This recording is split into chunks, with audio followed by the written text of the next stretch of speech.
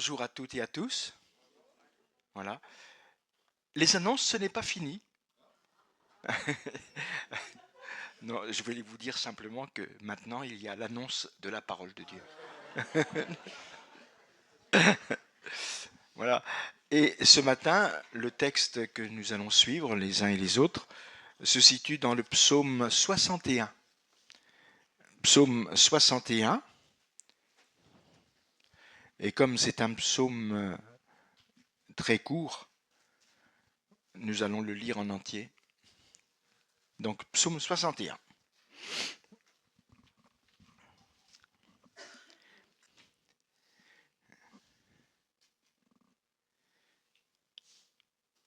Au chef des chantres, sur instrument à cordes, de David.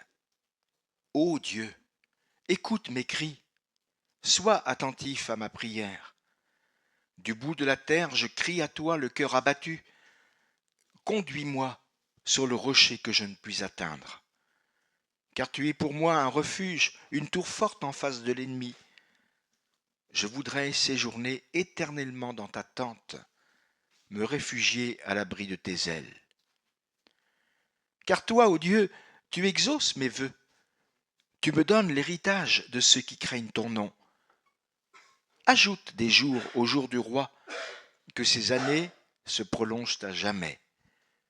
Qu'il reste sur le trône éternellement devant Dieu.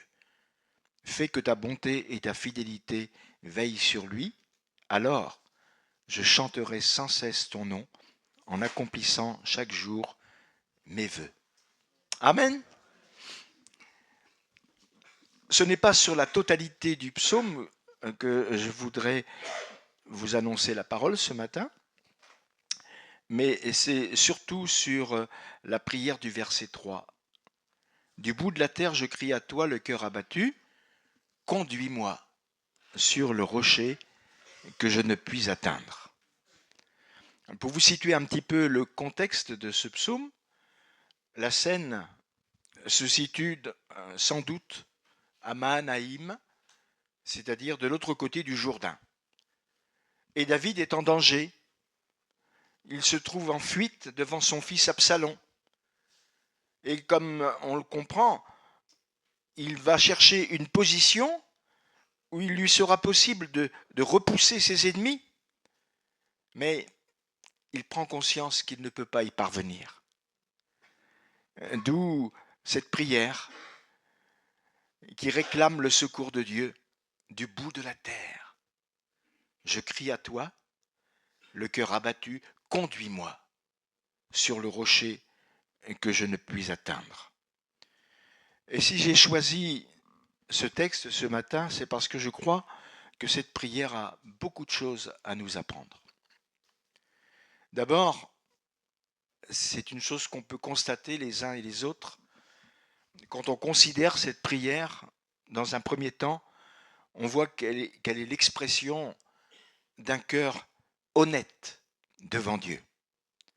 Et c'est important quand on s'approche de Dieu d'être honnête, d'être limpide, d'être transparent.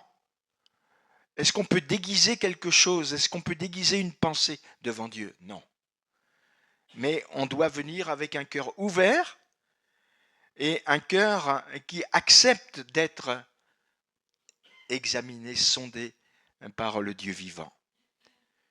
En tant que chrétien, il y a bien des victoires que nous avons envie de remporter.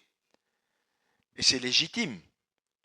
Je pourrais vous citer quelques-unes de ces victoires que nous recherchons les uns et les autres. Par exemple, victoire pour grandir dans la foi. Je suis sûr que si je posais la question ce matin, est-ce que vous avez envie de grandir dans la foi? Vous allez me répondre d'une manière unanime. Mais oui, bien sûr, on a envie de grandir dans la foi. Et comme on l'a entendu dans la prière tout à l'heure, c'est vrai qu'il y a des obstacles parfois qui sont là. Et il faut les surmonter.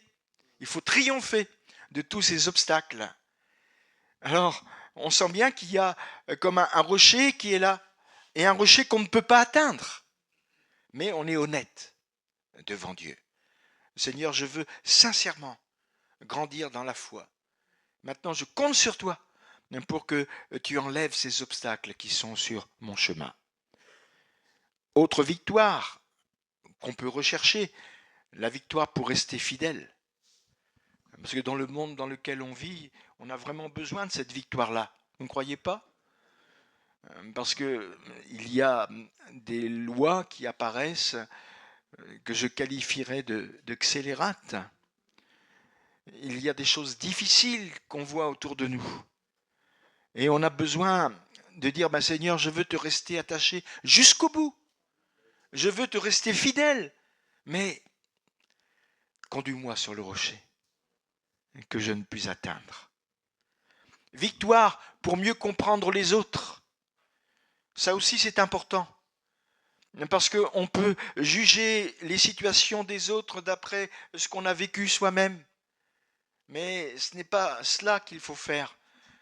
Il faut vraiment demander au Seigneur sa grâce pour percevoir les souffrances, les traumatismes, tout ce qui peut se passer dans un cœur, le pourquoi de certaines attitudes, et ne pas se contenter de juger à l'emporte-pièce. Seigneur, conduis-moi sur le rocher et que je ne puisse atteindre. Victoire pour mieux relativiser les problèmes que nous rencontrons sur cette terre, parce qu'il y a des choses qui sont vraiment secondaires. Il ne faut pas s'y attacher, ni attacher son cœur outre mesure, mais savoir reconnaître les priorités. Alors c'est vrai, Seigneur, quelquefois, je me fais beaucoup de soucis pour des problèmes qui sont secondaires. Mais il faut que je relativise tout cela. Mais pour l'instant, je me rends compte que je n'en suis pas tout à fait capable. J'ai vraiment besoin de toi, Seigneur. Conduis-moi sur le rocher que je ne puisse atteindre. Et puis, victoire sur les traits de caractère et qui ne nous ont pas toujours rendu service. On apprend à se connaître au fur et à mesure que les années passent. Et on se rend compte que parfois on a des réactions qui ne conviennent pas, qui ne correspondent pas à la volonté de Dieu. On a besoin d'être vainqueur. Et comme je vous le disais tout à l'heure, ce désir d'être vainqueur se heurte à toutes sortes d'obstacles. Et nous nous rendons compte, parce que nous voulons rester honnêtes devant Dieu, et qu'il y a des choses que nous ne pouvons pas atteindre par nous-mêmes. Avez-vous remarqué dans l'Épître aux Romains au chapitre 7 ce dilemme qui est souligné par l'apôtre Paul, ce dilemme qui a comme une valeur universelle? L'apôtre disait, je ne fais pas le bien que je veux et je fais le mal que je ne veux pas. Plus d'une fois, je me suis dit, mais ça me ressemble. Hein. Et oui, c'est un dilemme. Mais c'est l'occasion aussi de se tourner vers le Seigneur et de lui dire, Seigneur, conduis-moi sur le rocher et que je ne puisse atteindre. Tous les ans, on entend parler des résolutions du 1er janvier. Et bien des décisions sont prises à ce moment-là. Mais on s'aperçoit bien vite, et vous le savez comme moi, que ces résolutions ne tiennent pas longtemps. Je parle pour ceux qui ne sont pas chrétiens, pour ceux qui dans le monde disent tiens, à partir de ce jour, voilà, je ne ferai plus ceci, je ne ferai plus cela. Mais ça ne tient pas. Pourquoi? Parce que ces résolutions ont été prises sans le Seigneur. Or, c'est pour nous un avantage indiscutable en tant que chrétien de pouvoir compter sur le Seigneur. Mais il y a quand même une condition, c'est que nous devons nous présenter à lui avec un cœur honnête. Pas honnête à 20%, pas honnête à 50%, pas honnête à 70%, mais honnête à 100%. Et quand cette honnêteté que le Seigneur demande de nous est absente, ça aboutit à quoi? Ça aboutit à des découragements. Pourquoi? Parce que un chrétien qui compte trop sur lui-même, se décourage lorsqu'il n'a pas réussi à aller au bout de ses résolutions. Alors qu'est-ce qui se passe alors? Eh bien, le chrétien, il va dire, je n'y arriverai jamais, je n'y arriverai jamais. Mais s'il est vraiment honnête devant Dieu, il y arrivera. Parce que c'est le Seigneur qui va le secourir. C'est le Seigneur qui va le bénir. Alléluia. Hein? Mais il y a des circonstances qui sont comme des leçons pour nous. Souvenez-vous de Pierre. Il avait quand même dit au Seigneur, même si tu étais pour tous une occasion de chute, tu ne le seras jamais pour moi. Pierre, tu as parlé un petit peu vite là. Hein? Parce que quand on se croit trop capable de faire quelque chose, la plupart du temps, ça se solde par un échec, ça se solde par une déception. Et le jour où Pierre a transgressé cette parole, il a pleuré. Parce que vous savez l'histoire du coq qui a chanté. Bon, et il s'est aperçu à ce moment-là que vraiment, il n'avait pas été capable de tenir sa parole. Par contre, vous avez parallèlement le langage de l'apôtre Paul. Dans l'épître aux Philippiens, l'apôtre Paul qui disait ce n'est pas que j'ai déjà remporté le prix ou que j'ai déjà atteint la perfection, mais je cours pour tâcher de le saisir, puisque moi aussi j'ai été saisi par Jésus-Christ.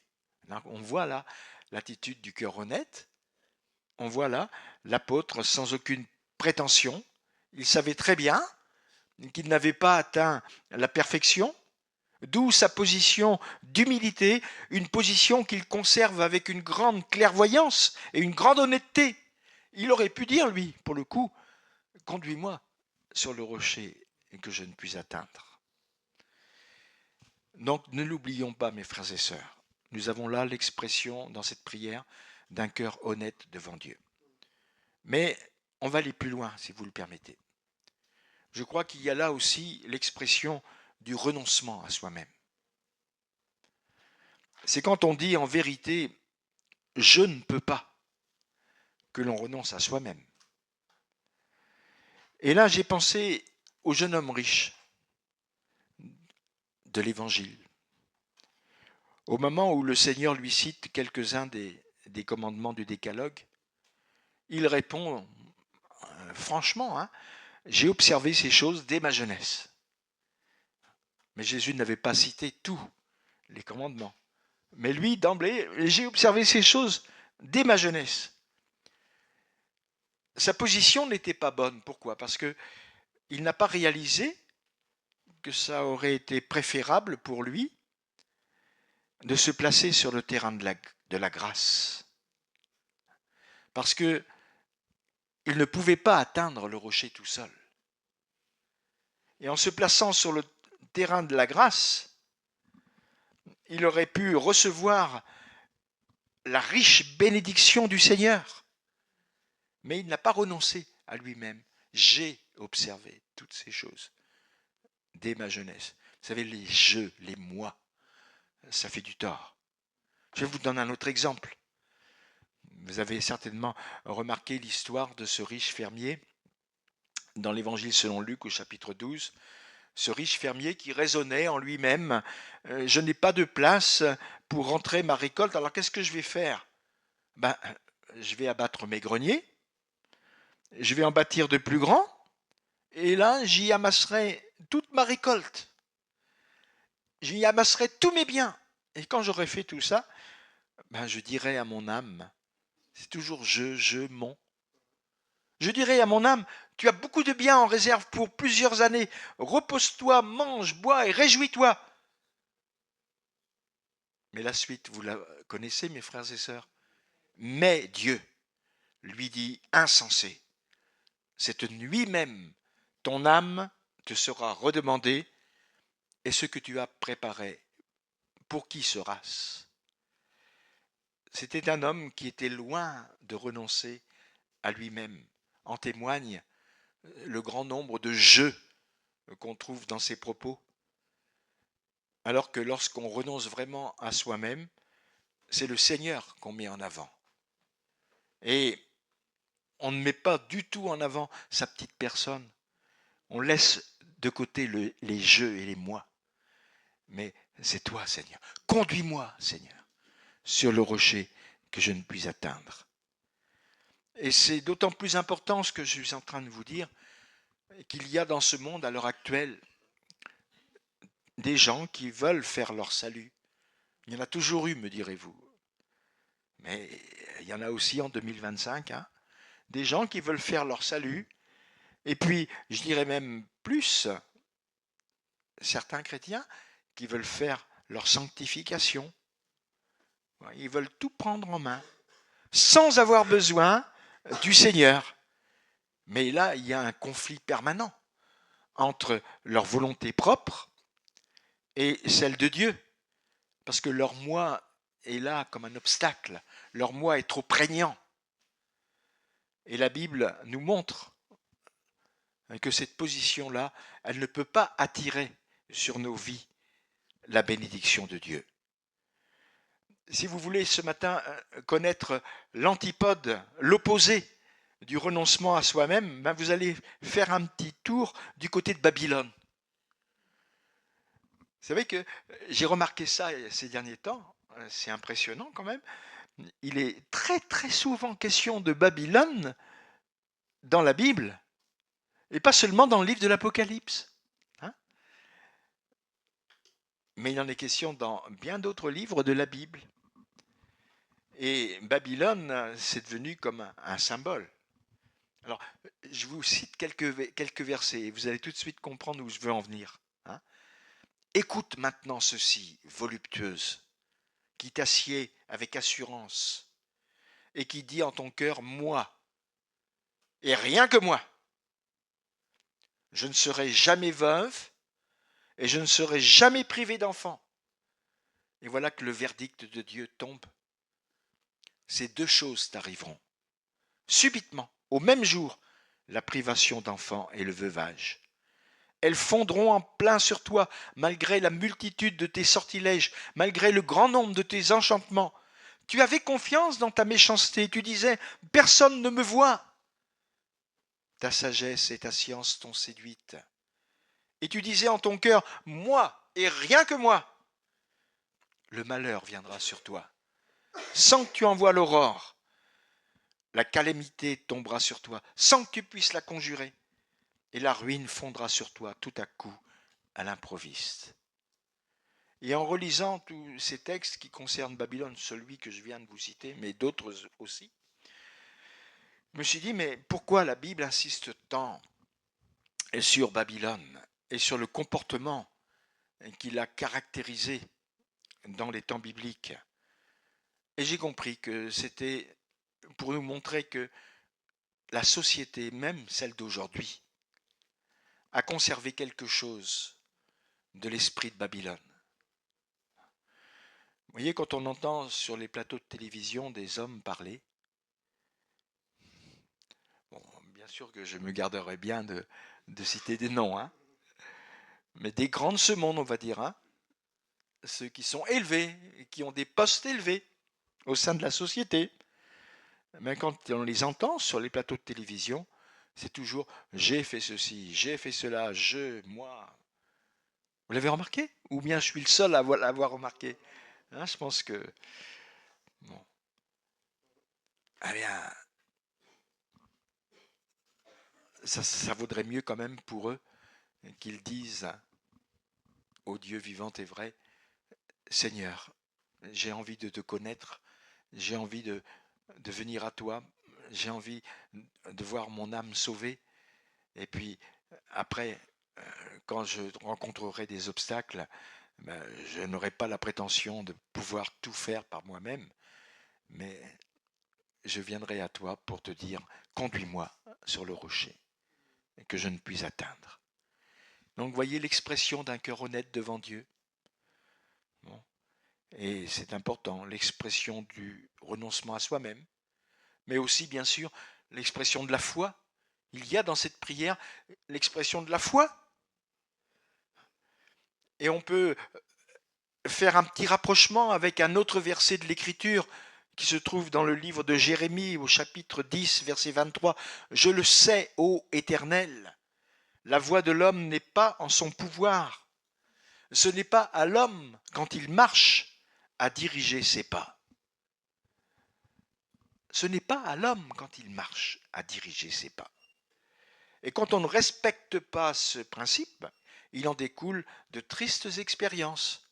Voyez Abraham, quand il nous est dit que sa femme ne lui avait point donné d'enfant et elle avait une servante égyptienne nommée Agar, et comme il avait vraiment envie d'une postérité, Sarai, sa femme, va lui dire « Voici l'Éternel m'a rendu stérile, viens vers ma servante, et peut-être aurai-je par elle des enfants. » Et il écouta la voix de Sarai. Il écouta la voix de Sarai. Il est passé par un autre chemin. Voyez ? Triste expérience. Pourquoi ? Parce que il n'a pas eu le réflexe de dire « Mais Seigneur, conduis-moi sur ce rocher que je ne puis atteindre. Qu'est-ce que je dois faire ?» Parce que le Seigneur l'a béni quand même après, hein, en donnant Isaac.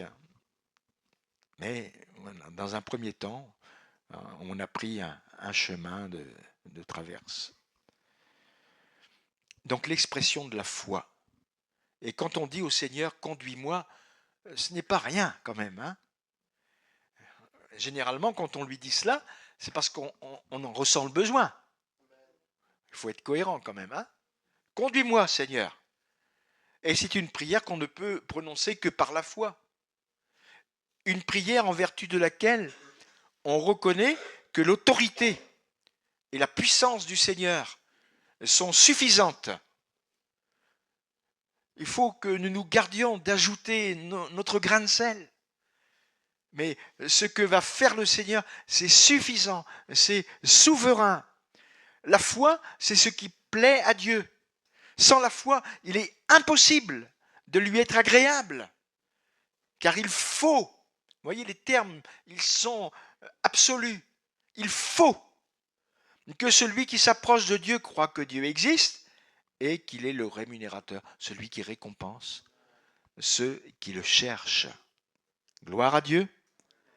Conduis-moi sur le rocher que je ne puis atteindre. Je me suis dit, mais il y a beaucoup de conduis-moi quand même dans la Bible. Et j'ai regardé rien que dans les psaumes. Un psaume 5, verset 9. Conduis-moi dans ta justice. C'est vrai que c'est une expérience de base. On en a tellement besoin. La justice, vous voyez ça dans deux significations complémentaires. Bon, bien sûr qu'on a envie d'être juste, d'être droit, d'être équitable, mais d'abord, quand il y a ce mot justice de prononcer, il faut que nous pensions à la justice qui nous a été acquise par Jésus à la croix. Cette justice qu'on trouve dans le sang précieux du Christ qui a coulé pour nous à la croix pour que nous soyons sauvés. La justification par la foi. Alléluia. Et puis il y a conduis-moi dans ta vérité et instruis-moi. Et là, j'aime bien la nuance. C'est pas conduis-moi dans la vérité, mais conduis-moi dans ta vérité et instruis-moi. Il n'y a qu'une seule vérité, celle du Seigneur. Conduis-moi dans le sentier de la droiture. Psaume 27, verset 11. Et c'est important d'être conduit dans ce sentier, parce qu'on peut avoir le sentiment d'être droit et se tromper quand même. Il faut vraiment se réclamer du Seigneur pour agir dans la droiture, pour être conduit dans le sentier de la droiture, vraiment, d'une manière authentique. Conduis-moi dans le sentier de tes commandements. Ça aussi, c'est le psaume 119, verset 35. Conduis-moi dans le sentier de tes commandements. Et que la parole de Dieu soit toujours notre référence. Oui, Seigneur, j'ai besoin d'être conduit dans ta parole, jour après jour, afin de mettre en pratique ce que tu me fais découvrir dans cette parole. Ouvre mes yeux afin que je contemple les merveilles de ta loi. Et puis, conduis-moi sur la voie de l'éternité. C'est pas parce que c'est déjà quelqu'un qui est du troisième âge qui vous parle. ce matin que je me permets de citer ce verset, mais on est tous concernés, hein. Conduis-moi sur la voie de l'éternité. C'est important de savoir où on va passer son éternité. Soit avec Dieu, dans la félicité, soit sans Dieu. Mais je ne veux pas penser à cela ce matin, hein. Je pense que si vous êtes tous là, en ce lieu, c'est pour rechercher la face du Seigneur et c'est pour être conduit vraiment sur la voie de l'éternité. Donc vous voyez l'expression aussi, hein, de la foi. Et puis cette prière, c'est l'expression de la soif spirituelle. On n'a pas toujours la perception de la grandeur et de l'importance des choses spirituelles. Et je vous dirais ce matin que ce serait quelque chose de terrible que d'avoir l'impression d'en avoir fait le tour. Il y a tellement de grâce, tellement de bienfaits, tellement de richesses que le Seigneur met à notre disposition. Mais qui pourrait avoir la prétention d'en avoir fait le tour? La réalité, c'est que ce domaine est tellement vaste qu'il est impossible de l'explorer entièrement. Et là encore, ben Seigneur, conduis-moi sur le rocher que je ne puis atteindre. Et pour vous montrer que ce domaine est vaste, dans le livre de l'Ecclésiaste, il est dit « Ce qui est loin, ce qui est excessivement profond, qui peut l'atteindre ?» Là aussi, hein, on retrouve, hein, l'honnêteté. Et puis dans l'Épître aux Romains, l'apôtre Paul disait « Ô profondeur de la richesse, de la sagesse et de la science de Dieu, que ses jugements sont insondables et ses voies incompréhensibles. » Mais merci Seigneur, quand on a soif de Dieu, on a envie d'aller plus loin. On a envie d'expérimenter ce qui est écrit dans la Bible. Et dès lors, on se met à prononcer tout naturellement la prière de David. « Conduis-moi sur le rocher que je ne puis atteindre. » Celui qui a soif, il sait qu'il y a tellement de grâce à atteindre qu'il soupire après Dieu comme une biche. C'est l'image que nous a laissée l'Écriture. Une biche qui soupire après des courants d'eau. Et puis il y a certains verbes de la Bible qui ne peuvent pas nous tromper. Dans le Nouveau Testament, hein, rechercher ce qui est bien devant tous les hommes, rechercher l'amour, rechercher la paix, aspirer, bon, à propos des dons spirituels, aspirer aux dons les meilleurs, aspirer aux dons de prophétie. Tous ces textes-là, vous les avez rencontrés et ils sont là pour nous montrer que nous devons manifester constamment cette soif de découvrir davantage le Seigneur et les grâces qu'il a mises à notre disposition. Et puis au point où j'en suis arrivé dans ce message, je voudrais maintenant vous dire la chose la plus importante. J'ai ménagé, hein, jusqu'à présent, voilà. Mais ce qui me paraît le plus important, ce qui me paraît le plus vital, le plus fondamental, c'est de dire ce matin à propos de cette prière quelle est l'expression de la vérité la plus importante pour le croyant. Conduis-moi sur le rocher, Seigneur. Or, ce rocher, c'est quoi? Ou plutôt, c'est qui? Ben, la Bible nous apprend que ce rocher, c'est Christ. 1 Corinthiens chapitre 10, verset 1er jusqu'au verset 4. Frères, je ne veux pas que vous ignoriez que nos pères ont tous été sous la nuée, qu'ils ont tous passé au travers de la mer, qu'ils ont tous été baptisés en Moïse dans la nuée et dans la mer, qu'ils ont tous mangé le même aliment spirituel et qu'ils ont tous bu le même breuvage spirituel, car ils buvaient un rocher spirituel qui les suivait, et ce rocher était Christ. Affirmation de l'apôtre Paul. Mais comme c'est bon de savoir cela, tous les enfants d'Israël, quand ils ont passé la mer Rouge, ils ont été Baptisé en Moïse, elle est belle l'image quand même. C'est-à-dire que l'ancienne vie était derrière eux. De la même manière, quand nous nous faisons baptiser, hein, nous laissons notre ancienne vie derrière nous. Et nous entamons la vie nouvelle avec le Seigneur. Alléluia. Mais seulement cette vie nouvelle, elle ne peut s'entretenir que parce que nous avons cet aliment spirituel, parce qu'il y a ce breuvage spirituel et parce qu'il y a le rocher qui est là, le rocher qui est Christ. Que Dieu soit béni. Être conduit sur le rocher, c'est avant tout être conduit à la croix. C'est être conduit là où se trouve notre salut. Et ce rocher, il nous parle de la croix d'une manière précise dans un certain passage du livre de l'Exode. Souvenez-vous, Exode chapitre 17, versets 3 à 6. Je vous cite le passage. Le peuple était là, pressé par la soif. Il murmurait contre Moïse. Et ce n'était pas la première fois. Il disait, pourquoi nous as-tu fait monter hors d'Égypte pour nous faire mourir de soif, moi, mes enfants et mes troupeaux? Et Moïse, qui était l'homme le plus patient de la terre, c'est le témoignage que nous a laissé la Bible, a crié à l'Éternel en disant, mais que ferai-je à ce peuple? Encore un peu, ils me lapideront.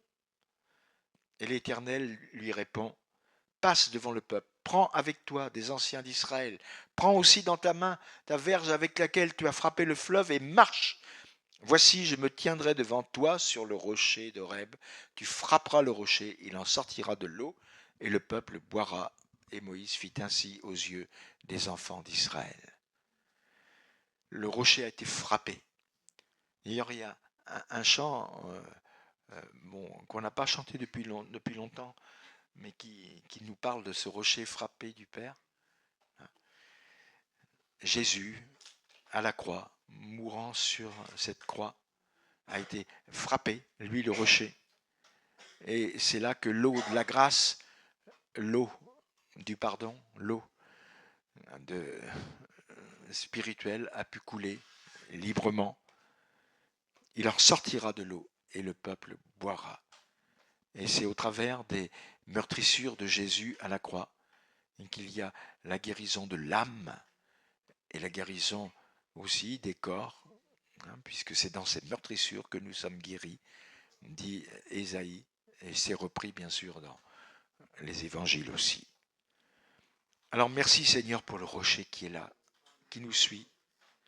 S'il nous avait fallu gagner notre salut par des mérites, nous n'aurions jamais pu y arriver. Parce que nous n'avons aucun mérite. Et dans le psaume 49, c'était déjà signalé, hein, ils ont confiance en leurs biens, ils se glorifient de leur grande richesse, mais voilà ce qui est écrit là maintenant, et ça nous concerne tous, ils ne peuvent se racheter l'un l'autre, ni donner à Dieu le prix du rachat. Le rachat de leur âme est cher et n'aura jamais lieu. Donc il n'y a qu'une seule possibilité, c'est Seigneur, conduis-moi sur le rocher que je ne puisse atteindre. C'est la seule possibilité. Mais on ne peut pas verser le prix du rachat. On ne peut pas le donner à Dieu. On ne peut pas se racheter les uns les autres. Et ce rachat ne peut pas avoir lieu dans les conditions voulues par les hommes. Mais ce sont des conditions qui ne peuvent pas fonctionner. C'est celle de Dieu qui nous concerne ce matin. Alors merci Seigneur de nous conduire sur le rocher. Et quand on les conduit sur le rocher, on est donc conduit à une personne. Moi, ça me réjouit ça, vraiment. On est conduit à Christ. Hein? Et ça nous rappelle que nous avons encore plus besoin du donateur que de ses dons. Nous avons plus besoin de celui qui bénit que de toutes les bénédictions que nous pouvons recevoir de lui. Lui d'abord. Parce que quand on l'a, lui, ben, tout le reste suit. Hein? David disait dans le psaume 18, l'Éternel est vivant, et béni soit mon rocher, que le Dieu de mon salut soit exalté. Vraiment, il s'adressait à Dieu de tout son cœur en exaltant la personne du Dieu vivant. Et puis psaume 40, verset 3, il m'a retiré de la fosse de destruction, du fond de la boue, et il a dressé mes pieds sur le roc, il a affermi mes pas. Et voyez-vous, mes frères et sœurs, quand on est conduit sur le rocher aujourd'hui, ça veut dire du même coup qu'on est conduit à celui qui est vivant, vivant au siècle des siècles. On est conduit à celui qui est dans la gloire. Amen. Philippiens, chapitre 2, verset 8, il s'est humilié lui-même, se rendant obéissant jusqu'à la mort, même jusqu'à la mort de la croix. Mais ce n'était pas fini. C'est pourquoi aussi Dieu l'a souverainement élevé et lui a donné le nom qui est au-dessus de tout nom, afin qu'au nom de Jésus, tout genou fléchisse dans les cieux, sur la terre et sous la terre, et que toute langue confesse que Jésus-Christ est Seigneur, à la gloire de Dieu, le Père. Et comme le plan de Dieu est admirable, sans égal, on peut dire que merveilleux, au-delà de tout ce qu'on peut imaginer, ben nous savons que son désir, c'est de nous conduire dans la contemplation de la gloire de son Fils bien-aimé. C'est vraiment le désir du Dieu vivant. Et quand nous permettons à Dieu de nous conduire sur le rocher, ben nous recevons la bénédiction suprême, celle qui consiste à être transformé en l'image de Christ. Et nous connaissons bien ce texte de la deuxième épître de Paul aux Corinthiens. Nous tous, dont le visage découvert reflète la gloire du Seigneur, nous sommes transformés en la même image de gloire en gloire par l'Esprit du Seigneur. Alors, si nous adressons ce matin cette prière au Seigneur, dans un élan de consécration, dans un élan de foi, je suis sûr qu'il nous conduira plus loin dans ses voies et pour la gloire de son nom, parce que c'est son désir le plus profond. Alors vous voyez, il faut que nous ayons cette attitude d'honnêteté, cette attitude de foi. Il faut que nous prononcions cette prière avec la certitude que le Dieu vivant va l'entendre et va l'exaucer. Et ce matin, bien, que le Seigneur nous fasse grâce aux uns et aux autres. Mais n'insistons pas quand nous sentons qu'il y a l'obstacle. Ne cherchons pas à vouloir quand même à tout prix maîtriser les choses par nous-mêmes. Non, non. Seigneur, conduis-moi. Conduis-moi sur le rocher que je ne puis atteindre. Et puis, permets que ma vie soit toujours christocentrique. Conduis-moi tout le temps sur ce rocher qui est Christ, afin que je ne m'égare pas et que je n'aille pas à côté de la voie que tu m'as tracée. Amen. Eh bien, remercions le Seigneur.